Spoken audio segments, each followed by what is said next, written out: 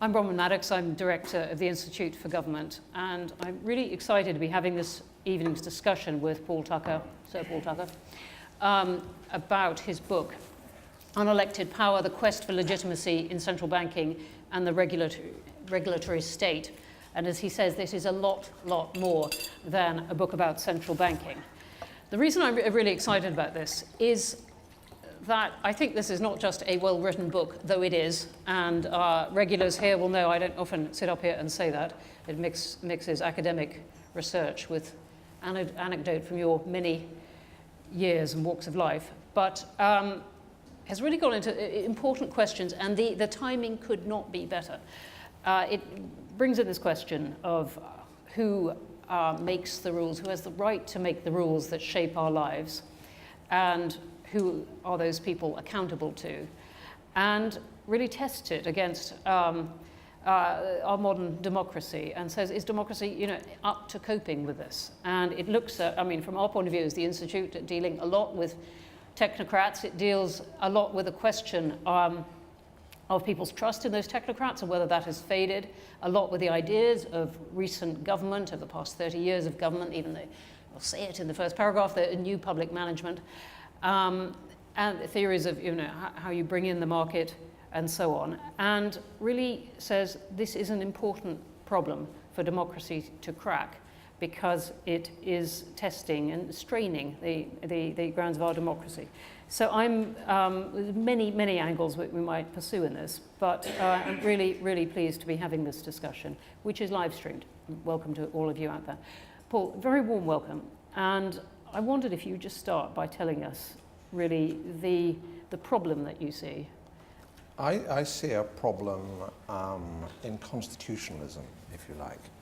If you buy a book on constitutional change in this country over the last 20 years, it will be about Europe and devolution and human rights and moving the Supreme Court out of the second chamber, and almost nothing will be said about independent agencies. Yet I'm prepared to wager that the marginal lawmaker in this country, as in the United States, is an unelected regulator. And we don't take that very seriously. What these regulations are is these are legally binding norms backed by the coercive power of the state. And the struggle for democracy was partly about electing the people that can do that. And in my old world of central banking, that mattered, because when I and others argued for regulation and supervision being returned to central banking, it meant that the standard arguments for monetary policy independence just didn't carry across, and one had to engage in a whole set of more difficult issues. Now, this debate rages in the United States since the 1930s, since the new deal, and hardly at all here. It's as though this country is casual about power. Now, some people have said to me, Paul Volcker, the most famous central banker in the modern era, said to me, my God, you're taking on the independence of these things. And I said, no, I don't want to do that.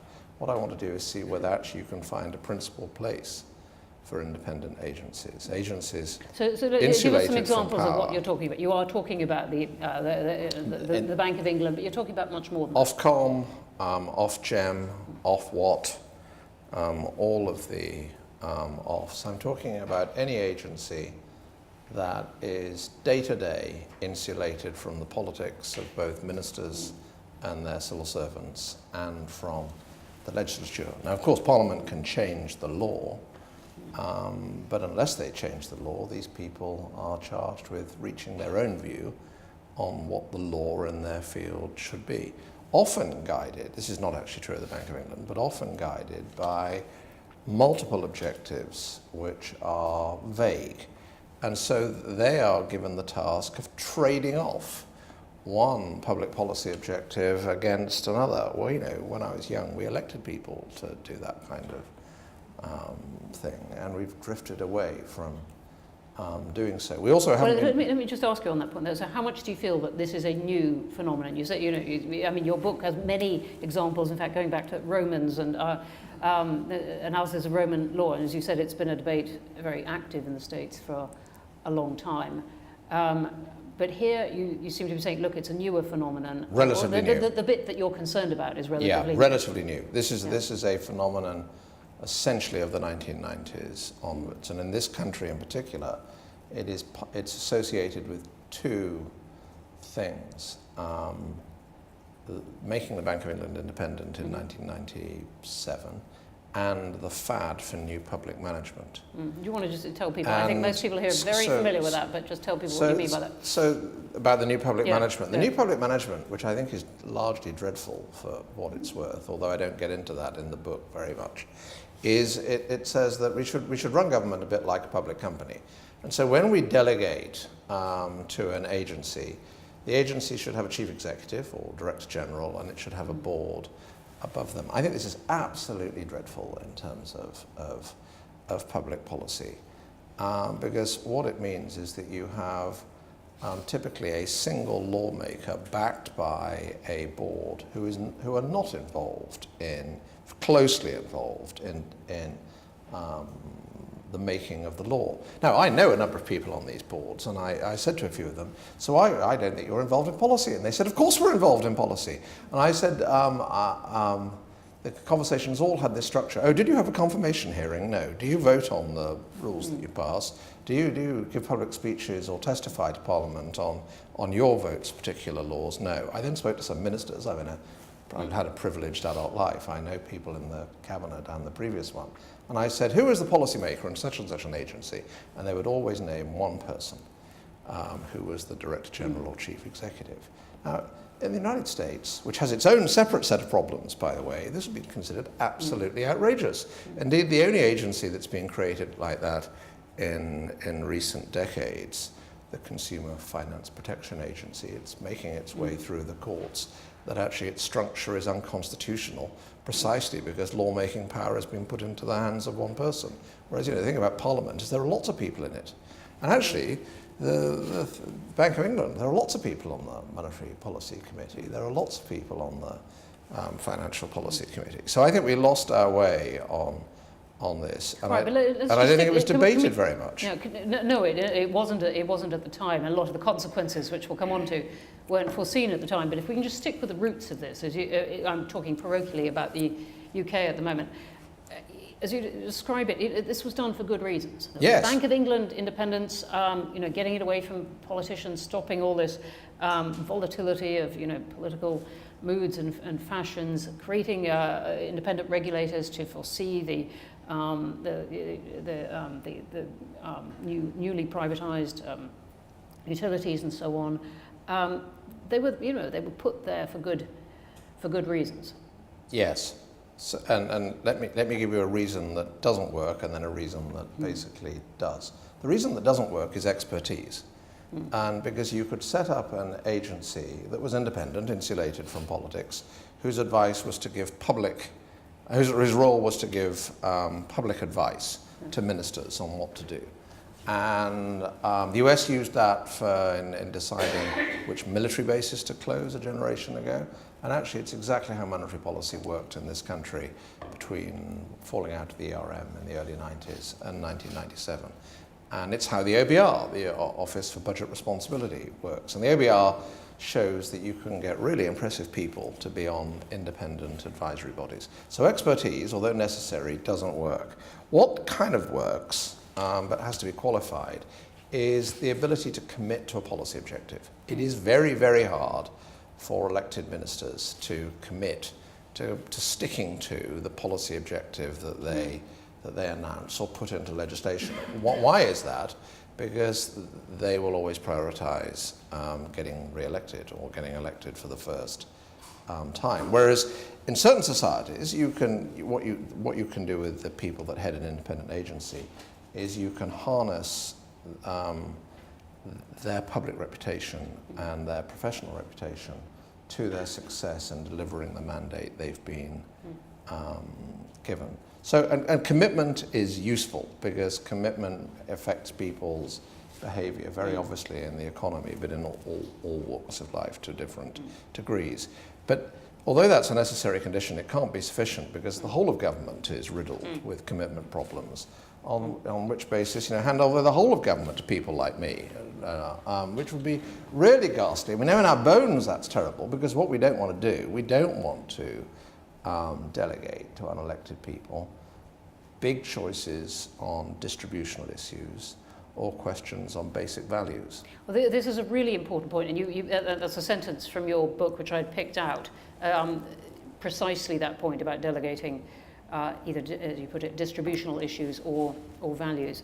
Let's just dig in a bit to the consequences of some of this and start with the Bank of England, because obviously after the financial crisis, it embarked on QE, which has had a redistributional effect. In fact, a recent bank report talked about it handing 350,000, I think was the figure, additional in wealth to the top 10% or something.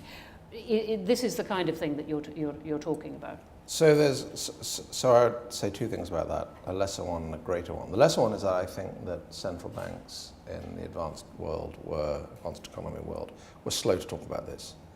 We, as I then was, started doing so in 2012 after being pushed into it by the About the consequences of a policy yes, that for is distribution. Now given credit the for distributional stopping something effects. worse, Yes. but having this big distribution. And we were pushed into that by the Treasury Select Committee, and that was a great thing. I'm sure we'll come on to select committees, but that's a good example of them doing their job well. I think the emphasis, though, should be on distributional choices rather than distributional effects. What do you mean? So it's when we, as I then was, decided to embark on QE, we didn't have a meeting about how can we help the rich, or how can we help the unemployed, or how can we help people in Wales. We had a debate about how can we get aggregate demand spending in the economy going so as to prevent this falling into the Great Depression. Also, we insisted on government blessing our use of QE as a general policy, and we talked, and we had, Mervyn and I and Charlie had legitimacy in mind when we did that. My own view is that it was plainly within the Bank of England's legal powers to do QE without permission. I think other people could take a different view on that. That's my clear view. But my view is that it's unwise to do that if you're about to do something within your powers, but no one has ever contemplated you doing. So, in Europe, I think Mario should have gone to ministers before he saved Europe. I think he did save the Euro area project, but I don't think it was. I think one of the reasons they're in political difficulty is because he acted without anything more than Berlin's blessing. They being the European Central Bank? Yes. Yes. Yes, sorry. IFG problem of acronyms. You're quite right. It was my problem of first names. I'm sorry. Terrible habit. I shall live to an age where I don't know any of these people and don't know their names, so I look forward to that. That's right. Purity can stay on my side. How much do you feel that that mistrust of experts has been a factor in populism, in distrust of government? Do you think people are really conscious and consciously angry at these technocrats whose names they may not know? Yeah, in some inchoate sense, yes, I do. Yes. I mean, the book is really an intervention in the debate about populism versus technocracy, yes. And I envisaged it as that. I started writing it in 2014, and I envisaged it as that from the beginning. And it's not that I think that people go to the pub and talk about particular agencies. I mean, that was a kind of ludicrous thought. It's that something has been lost. The most brilliant thing about representative democracy is that it separates how we feel about the system of government from how we feel about the government of the day. And what I know about government is that every arm of it, bit of it, eventually goes wrong, sometimes horribly wrong. I mean, a view of legitimacy that it depends on achieving good results is bonkers, because eventually, however good you are, you will achieve really bad results that will harm people in a terrible way, which of course is what happened with the financial crisis. Well, with representative democracy, you vote out the people that let you down without changing your allegiance to the system of government, except you can't vote out people like me or the people that run Ofcom or And so what you're describing in parts of this is people getting fed up with representative democracy itself. Or just government. Also saying, somehow the system of government. It's not enough to be elected. Yeah. You've got to keep communicating with me. It's not enough, as you said at the beginning, to be expert And they can't possibly be expert, because otherwise there wouldn't be this mess. And actually, the truth is, you can be expert, but not expert enough for what hits you in the well, you can be expert in the and wrong. world, There is a long and you make a tradition of this. mistake. Yes. Yeah, and lots of mistakes get made in governments in all democracies all of the time. And yet, the people ultimately need to feel that they can control the course of policy through the ballot box and through anticipation of the ballot box. And that is less true to the extent that there are vague delegations to agencies that are insulated from politics. But so it's the vagueness, it's the indeterminate delegations that I'm most concerned about. I think when the delegations are reasonably precise, then there can be public debate about whether or not the agency is doing a half-decent job or a decent job or a terrible job, and Parliament can decide whether or not to sustain the delegation. Which, you know, I think, and ultimately, I think that's the role of select committees and parliamentary. Well, I'm going to come on oversight. to the recommendations in a second. And unlike many books of this type, this has a lot of recommendations, which is great, because many people are very, very good at analysing the problem, but not going further from there. But just before we get there, I wanted to touch in a bit more detail on the central banks themselves. As you said, this is not a book just about central banks, nor are you just a central banker. But are they, in a sense, sui generis of this? You know, that the kind of problem that they cause or that they represent stands apart from, say, whatever Ofcom or Ofgem or something might do because of its impact on many, many people's lives, because of how much monetary policy affects really everyone's life in the country. Paralleled only probably by the judiciary. And the Yes. thing about the judiciary is the debate about how the judiciary fits into our system of government is 300-400 years old. Yes. And richly debated, whereas the debate about how central banks fit into representative or constitutional democracy is, generation and a half old. And the reason they're different is, from all the other agencies, is that they have quasi-fiscal powers. I mean, some monetary institutions, by definition, have quasi-fiscal powers, which we as citizens do not want them to use as fiscal powers. We want them to use them only in a very narrow way to pursue a particular objective, broad price stability. And yet now also they have this power of writing laws, writing regulations, these are, and they combine these things, whereas most agencies are in one world or another. Whereas central banks are almost unique in being, they provide services to the economy, they're in the fiscal state, they're in the regulatory state. If you have an economic emergency, they're there. I mean, they're very powerful. That's even before getting on to banking risk and so on. All right, so they sit there as the tower in the middle. Just before we get onto your solutions, what about other, so if we're trying to map out the things that we're most concerned about, we've got them there. Where would you put other agencies? I think and media regulators? regulate. In this country, I think there's a problem with the utility regulators in that it's not actually clear how independent they are today. And one of them, I think it's Ofgem.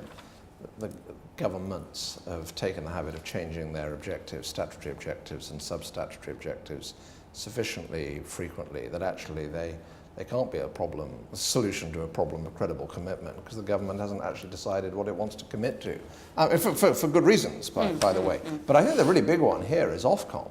I mean, something that surprised me when I was writing the book was that when Ofcom became the regulator of the BBC, there was almost no debate about whether Ofcom was fit for purpose.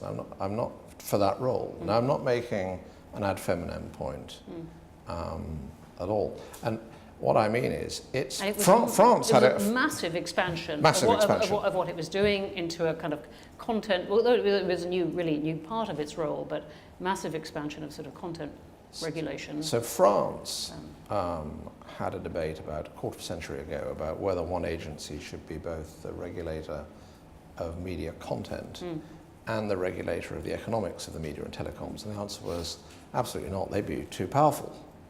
And that debate didn't happen here at all. Nor was there any debate that I can see that, well, even if we are going to combine them, we'll restructure it in a way that makes this safe. And 2 summers ago, I said this at somebody's party, and people that had been involved in the debate, they said, yes, all of that was debated. And I was uncharacteristically meek and mild, and in the autumn said, could you send me all the submissions, which in fact I'd read most of already. And what I've just said was not debated.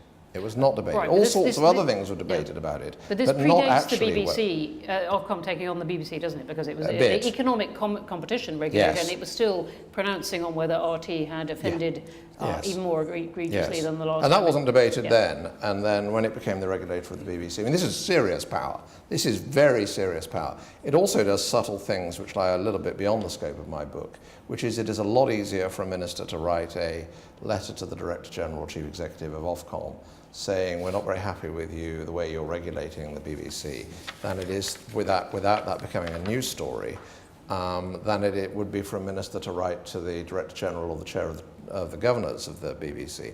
And there was precisely such a letter about 18 months ago. Now, anyone who's spent their life in government like me would think, well, of course that's why you would want to do it if you're a Mandarin, and that didn't really feature in the debate at all. The debate instead was, do we want the BBC to self-regulate anymore? No, because they haven't done that terribly well. Do we want to set up a new independent agency? No, because that would be terribly costly. Oh, Ofcom seem to have done a quite good job. That will be... And the trick is, I would say to you, that those involved in monitoring this, Jill knows this perfectly well, is think about what's the game, why would you want to do that if, and sometimes it's for no reason other than the given reason. But as soon as I saw it, I thought, look for letters from ministers to heads of Ofcom, and Google it, and no, there it was, and no story about it. Whereas had the letter been to the bosses of the BBC, there would have been a story. Now, my concern is not, although it sounds as though I'm concerned about the substance of that, it is not actually that. It is that there was no debate about this, which does bridge into the solutions. How can we have a form of government where we hardly debate where power lies and how it's going to be exercised? Which actually, with my old shop, that's not a tremendous problem. There's lots and lots of debate about my old shop. Yeah. But not about all of these other things, which affect people's lives. Let's come on to your solutions for this then. But what you've described is, in a sense, peculiar to Britain, the kind of, it's not quite casualness, but the lack of constitutional reference, or if you like, or resonance with which these things are being decided. So you've got lots of recommendations. Before we go on to solutions, can I just say something about Germany? Yeah. Just to give a sense of the variety, how this problem manifests itself in different ways. So Germany is unusual in that its written constitution makes provision for the administrative state that most written constitutions for the big democracies do not, and obviously doesn't here. And Germany's constitution makes it absolutely clear that the administrative state, all the agencies that we're talking about, shall be under ministerial control. That's the de jure position. I can tell you it's not the position de facto. So they have got a completely different set of problems. And the reason I wanted to say that before getting to the solutions is I was trying to write down principles for delegation that would be as useful in America and Germany as in the UK. Because I am positing and I argue that actually we do have things in common. The deep values even of though the countries, their constitutional arrangements are very different, and they approach these things very differently. That this problem, they have this problem in common. You're saying, and our deep values about the rule of law and constitutionalism and representative democracy. And if I'm wrong about that. Which is something for the seminar room. If I'm wrong about that, then the solutions become much less general and become much more particular. I don't think. And from where you are, I spent quite a bit of time in Harvard, where you have, I think, 2 births. The problem, the issues look similar enough to make that kind of approach. Yes, I think so. And in France. France have debated it very actively, by the way. The French Senate isn't a very powerful body, but affects public debate, and they produced an incredibly critical report about their independent agencies. It feels like 5 years ago. And the Assembly and the Palace and the Executive picked it up, and they passed a law which set out a statutory framework for independent agencies and reduced the number of independent agencies by about a small half dozen. They decided that a number of agencies that were independent shouldn't actually be, if you thought about it properly. Yeah. Now, I ended up, it reveals a prejudice in a way. I was surprised to find that France had a more active debate about all of this than Britain, but they have. And a more kind of conscious public debate about this than we have. And just so coming to your recommendations, you're not by and large saying get rid of these independent agencies. You're about trying to make them more accountable, both in our case to Parliament and to the public. That's right. Ways. That's right. Now, some of them I wouldn't have as independent as they are. So I will give a concrete example in a second. One of the key precepts of design I have is that an independent agency should have, for each mission, should have a single dominating objective that is clear, publicly debated, and can be measured. So, the FCA, the Financial Conduct Authority, which actually de jure is more independent than the Bank of England, it has 3 equally ranked objectives, all of which are vague, and also one de facto policymaker. And I think this, and I can't, this is the kind of thing I know about it. By measured, we spent quite a bit of time on this on the 2% inflation target. You're right. Like a 2% inflation target. And the point here is that all of you can look up, is inflation way above 2%, way below 2%? And to the extent that it's away from 2%, is there a story about why they've missed the target that is plausible? It's quite easy to monitor. There's a separate debate about whether the objective is sensible, but you can measure them against the objective they've been given. Now, I wouldn't myself know how to write a measurable single objective for a market regulator. In the States, where the SEC is the equivalent body, the Securities and Exchange Commission is not an independent agency on my definition. They have 3 objectives: protect investors, efficiency of markets, and capital formation. And typically, when a new president comes into power, the chair will change, and the weight being given to those objectives will change. Well, unsurprisingly, Democrats out, Republicans in. There's now a much greater emphasis on capital formation than there perhaps was before on investor protection. What's the difference between the SEC and the FCA in this respect? The SEC has to go to Congress every year for its money. The president can't tell them what to do, in fact. And they have job security. The president can't get up in the morning and sack any of the commissioners of the SEC. But they have to go and get their money. And I'm lucky enough that I've probably known more or less every chair of the SEC since the mid-'80s. And by God, are they sensitive to swings and shifts and sentiment in Congress. And that strikes me as a good thing, not a bad thing. Sometimes mean they achieve less than they could. But in terms of the legitimacy of the structure, it means that Congress has a say in these these trade-offs, rather than someone like me sitting in a room and thinking, how do I want to weigh these things? And the game here, by the way... This sounds admirable and completely plausible. Have one objective and that can be measured or specified, and so everyone can judge it. But I mean, if you take the utility regulators here, as I think you were hinting at a second ago, is that actually possible? They're bound, aren't they, to have several objectives, controlling prices or setting prices. But encouraging enough investment so that, say, the water can meet environmental regulations, There's going to be several in there which pull at different. I'm not different sure, and directions. I'm not expert enough on the detail And of them. goodness knows people have spent their whole but lives on those regulations. But the driving argument for the delegation in the first place was that it could be done, and that basically this was simply about economic efficiency. Yes. And there's a questions about dynamic efficiency, where the investment comes in, versus static efficiency. But nevertheless, that you precisely wanted to give them that objective, and you had a commitment problem. Because if you change the rules of the game, you'll get underinvestment in the infrastructure. Now, you may want to flesh that out with a remit in the way that the Treasury does for the Bank of England, but you would want to take the design of that remit really, really seriously. Whereas some of the remits the remit for the CMA a few years ago was signed by a junior minister. Well, a junior minister has never signed the Treasury's remit to the Bank of England, fleshing out the inflation regime.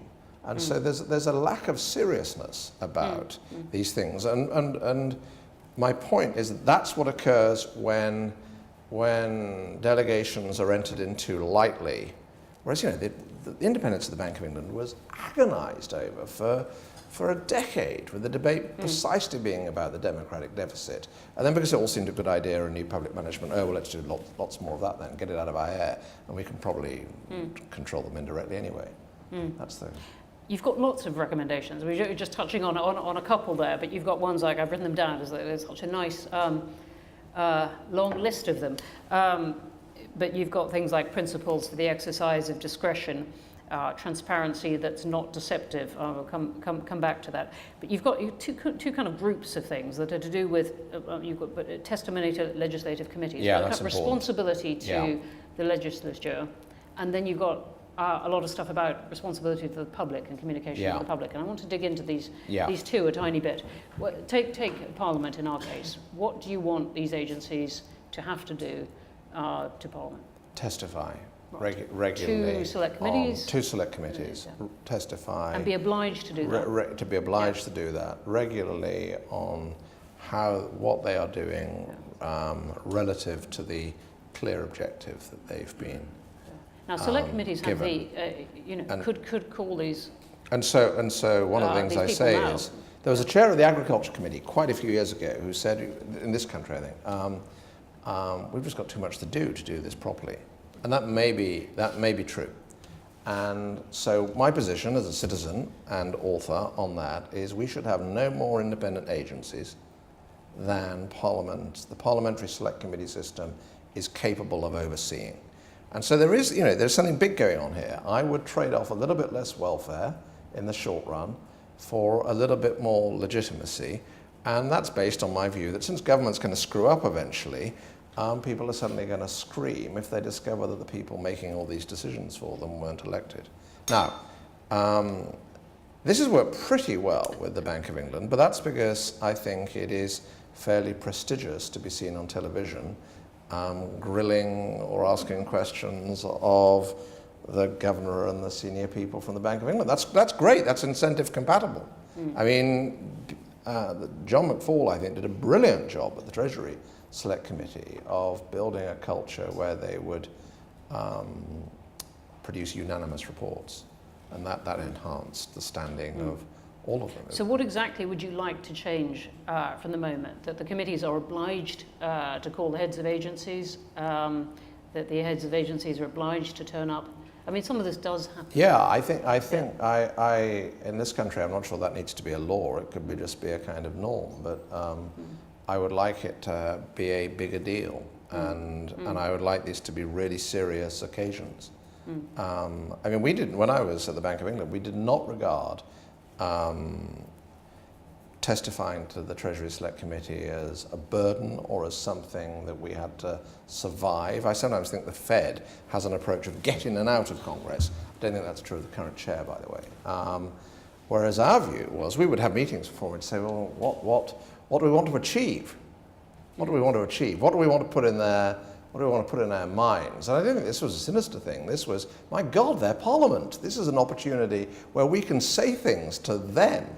And we regarded this as fantastic. And it wasn't always terribly comfortable. But, well, here's the crispest way of putting it. If you ask the president of the Bundesbank, either the current one or any of the previous ones, do they testify to the Bundestag? The answer is, on monetary policy, the answer is no, we don't, and we shouldn't, because it would undermine our independence.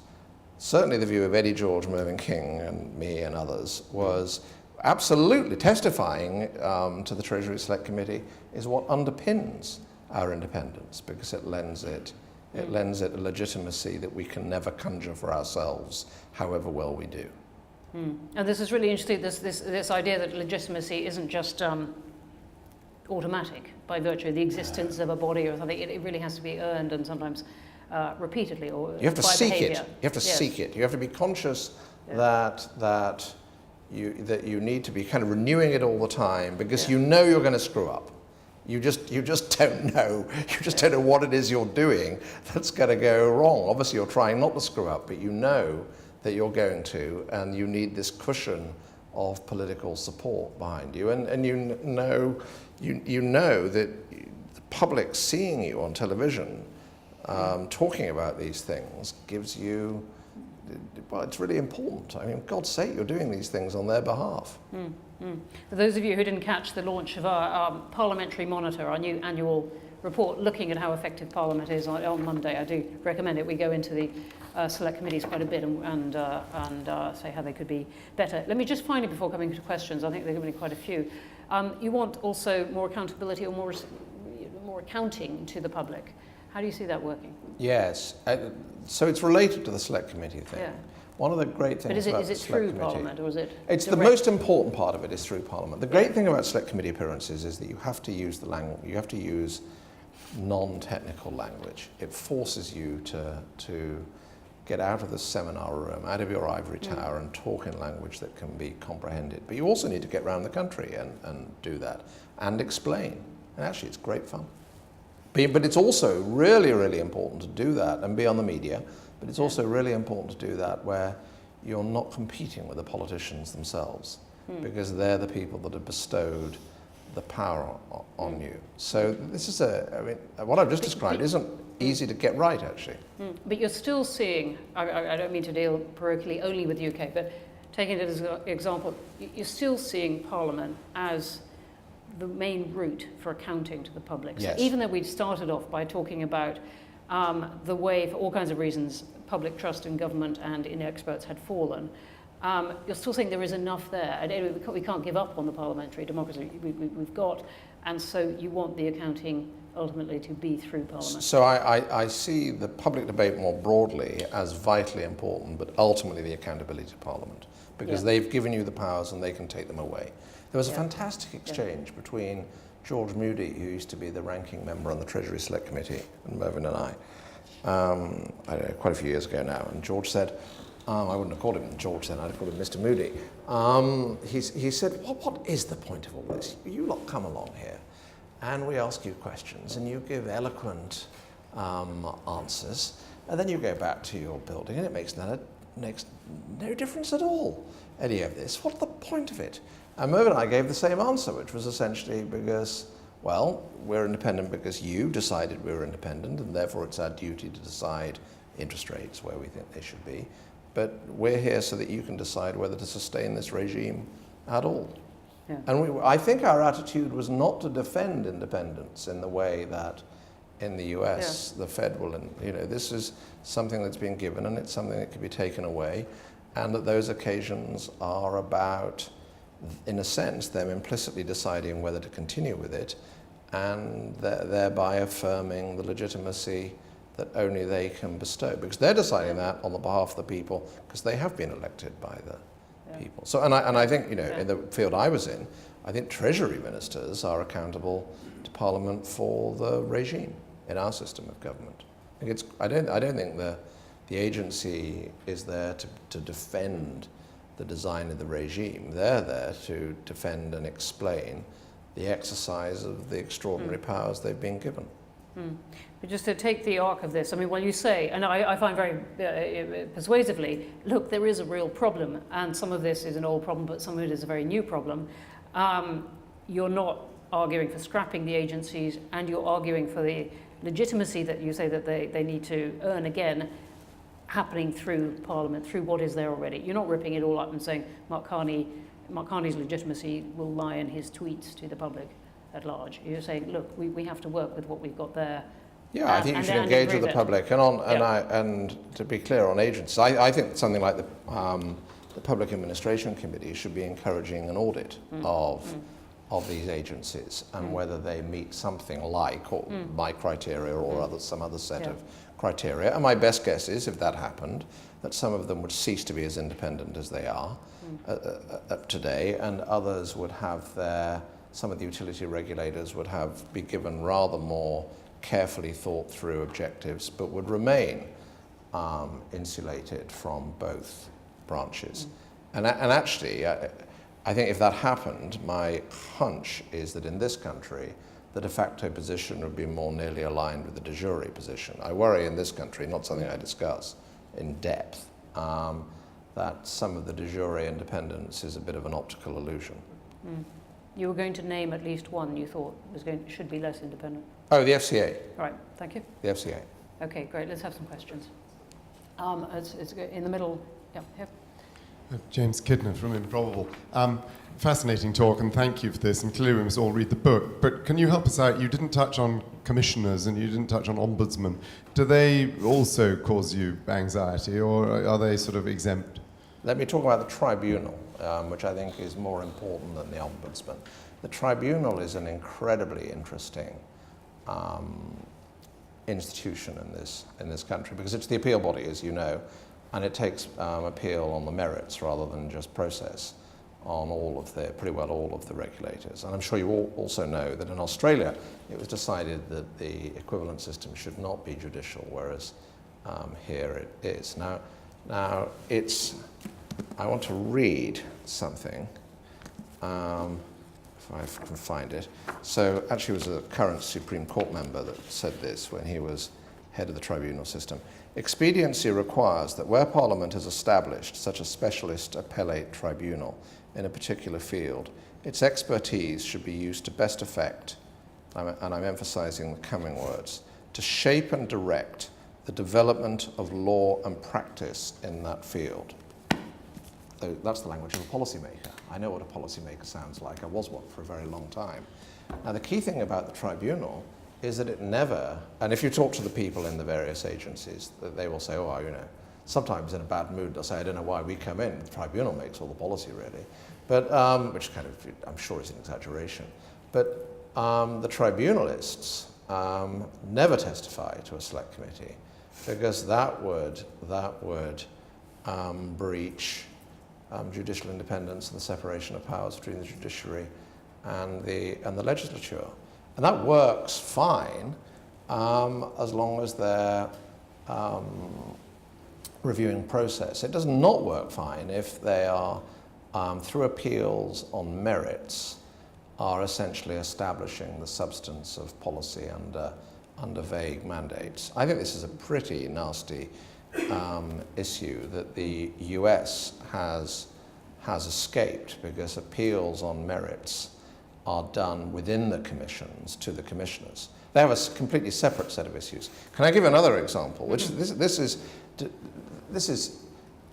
small in substance, but I think big in signalling. So my old shop has decided, rightly, I think this was in train before I left, that they would set up an enforcement committee so as to separate the investigation of particular cases from the decision on the use of powers. That's just kind of standard separation of powers, internalizing it within the institution. Well, one of the people that's been appointed to this new body, this was a couple of weeks ago, is a member of the House of Lords.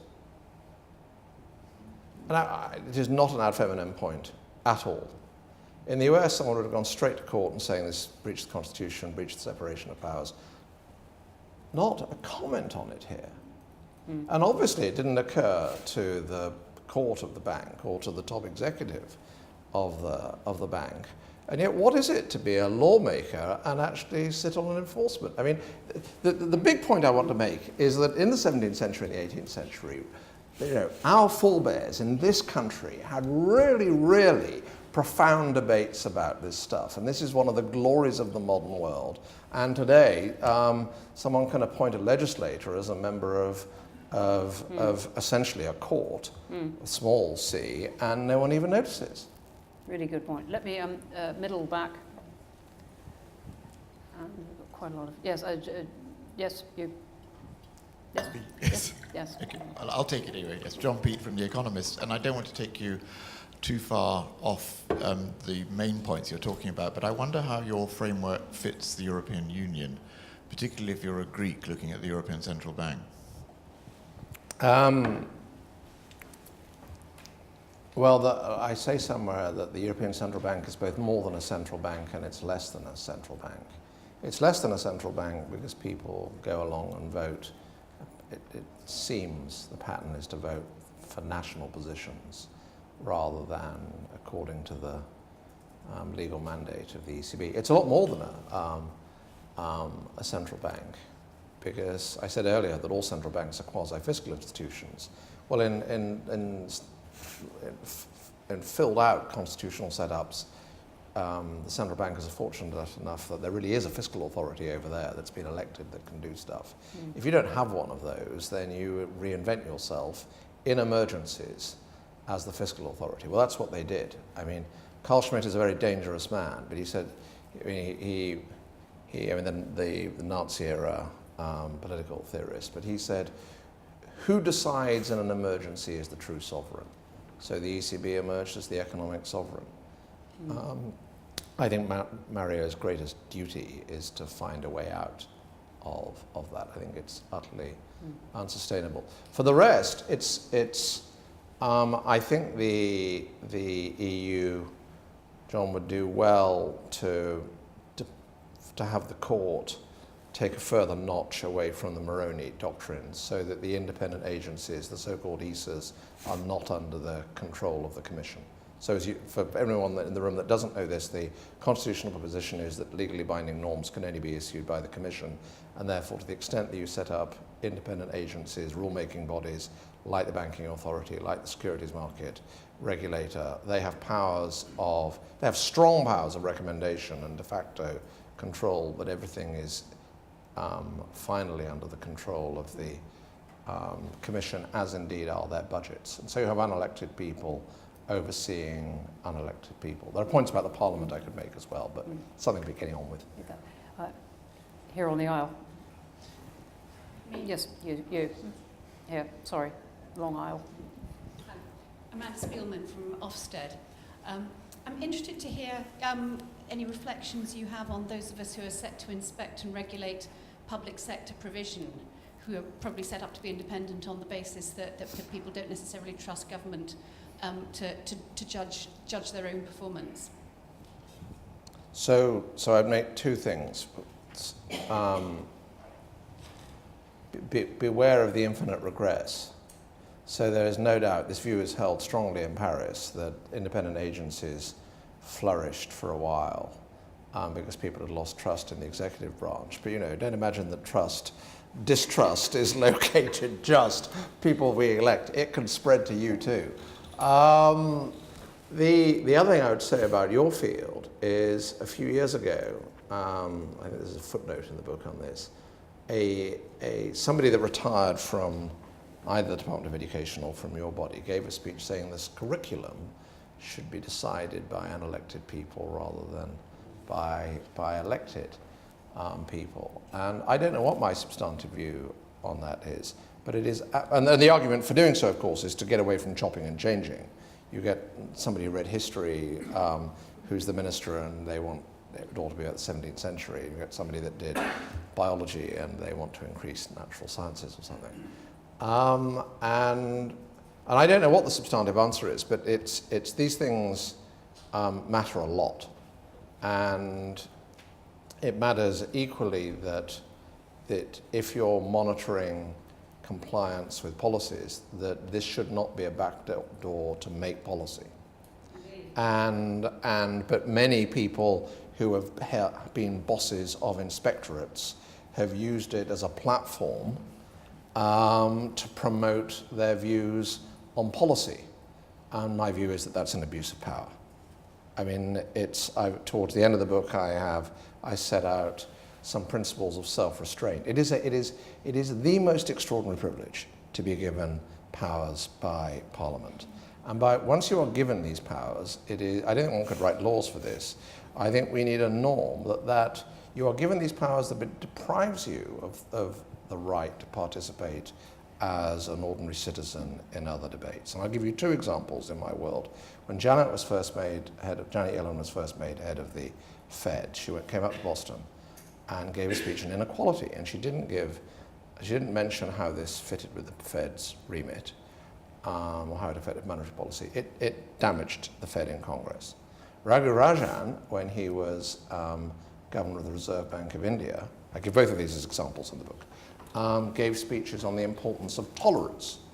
These were coded speeches about Hindus should be nice to Muslims. It is one of the reasons he is no longer governor of the Reserve Bank, because in the second case, it gave people who weren't very comfortable with him grounds for saying, well, he's not sticking to his job.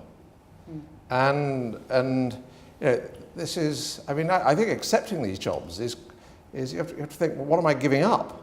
And you're giving up a lot. I mean, I spent an adult lifetime where I could speak on virtually none of the issues that interested me, other than the ones that turned up in my inbox. And you know, that all I can say is that was a conscious choice. And that your leaders should not use this as I mean, it's a wonderful position to be in, and you can make the country a better place. But it's not a backdoor for shaping education policy. Right, we have a growing number of questions. Let me take two or three. Right at the back, and then we're going in the middle and over. I'm going to try and get everyone at least to make their point, even if I can't answer them. Peter Riddle, I'm now the Commissioner of Public Appointments.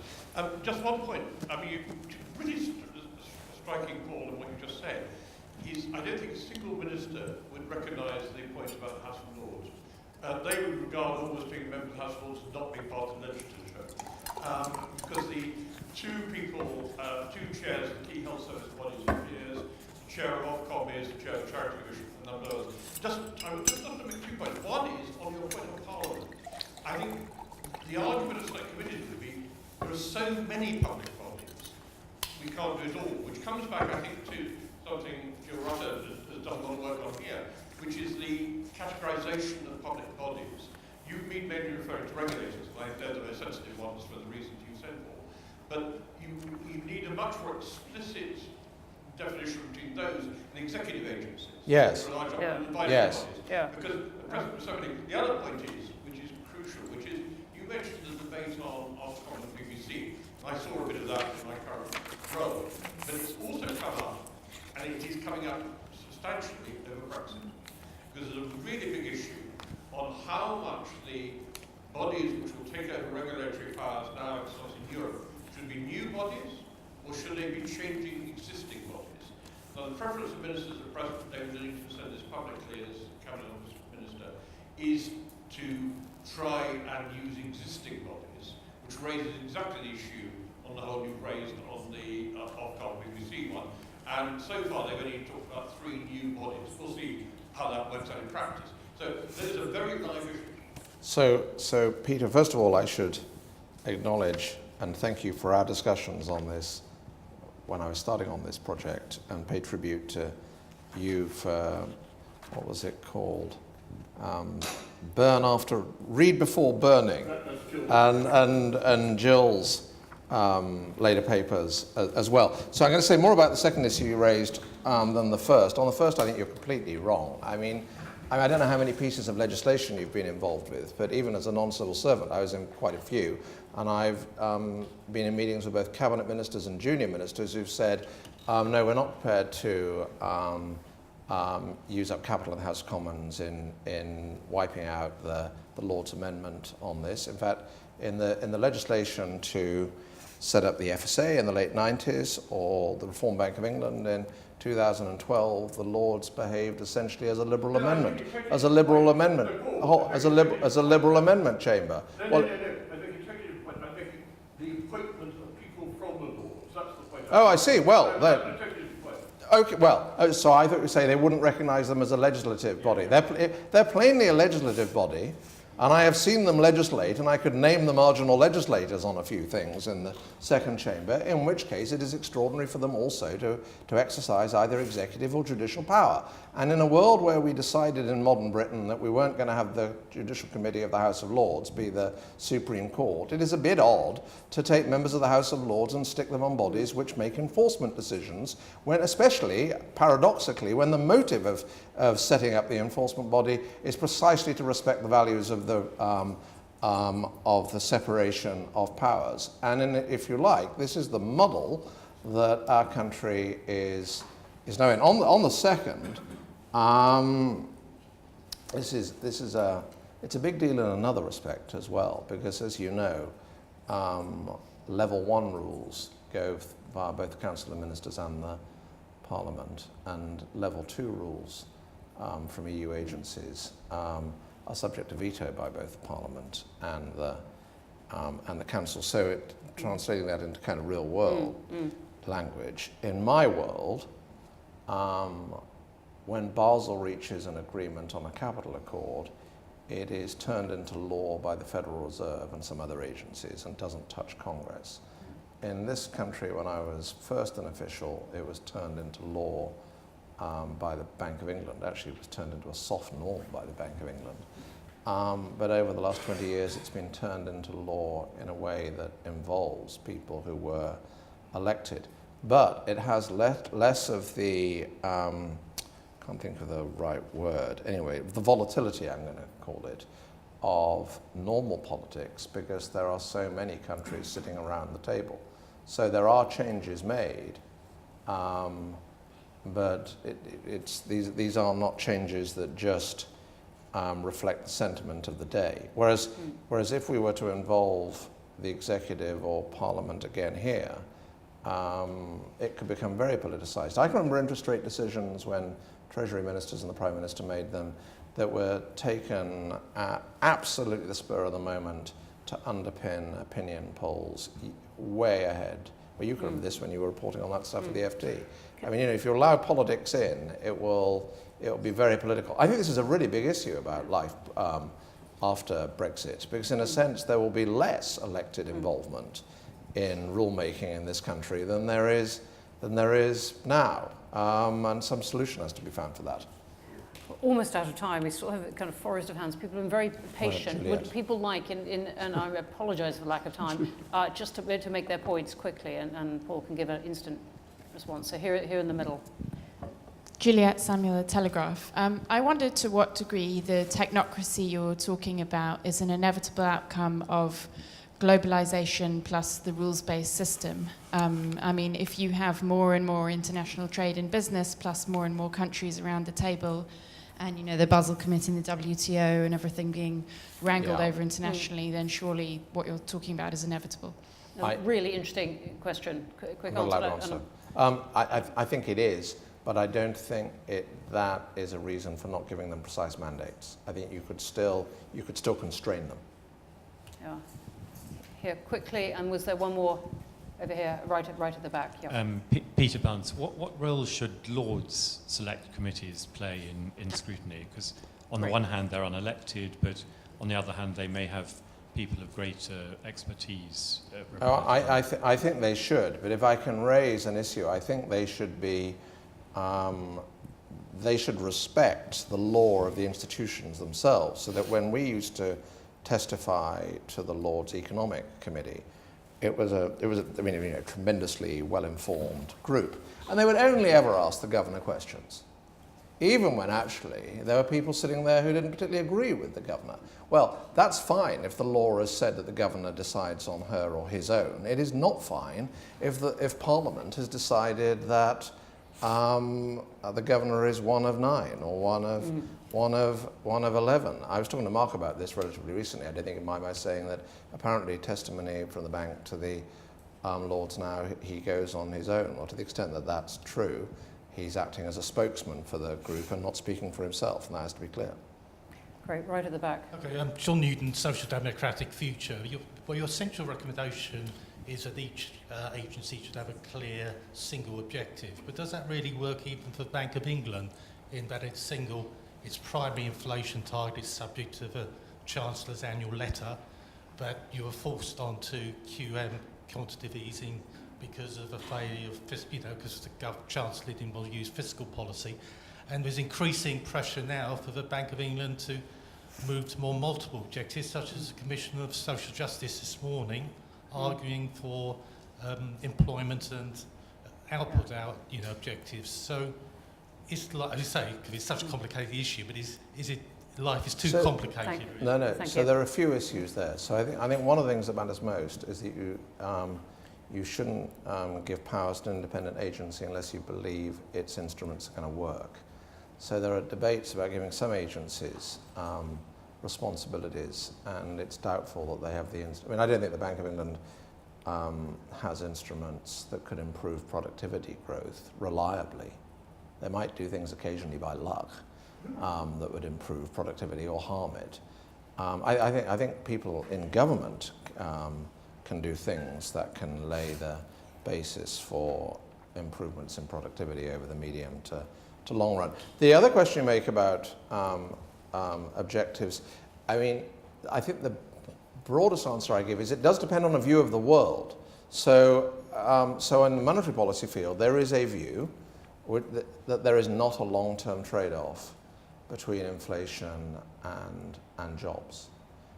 If one doesn't hold that view, I think it is most people still do, and the evidence suggests that it's true. But if one didn't hold that view, it would be much harder to defend a monetary policy independence, except on one separation of powers issue that we haven't got into. And we're going to have to stop there. Apologies to those of you who had hands up, and even more to those who tactfully took them down. But come and grab Paul outside. He's going to be signing books and continuing this. Do come and have a glass of wine with us next door. Marvellously retro sound that is suddenly. And really, I urge you to read this book, which I don't often say, but really takes you from Roman law via the US Constitution to Mark and Mario, and via from academic analysis, as I said, to accounts of your time there. It is, from our point of view at the Institute, extraordinarily timely, chimes with our work on accountability and indeed on Joe Rutter's Read Before Burning report, which we've referred to. Thank you very much indeed for coming. Join us next door. Thank you for giving up your time. Thank you.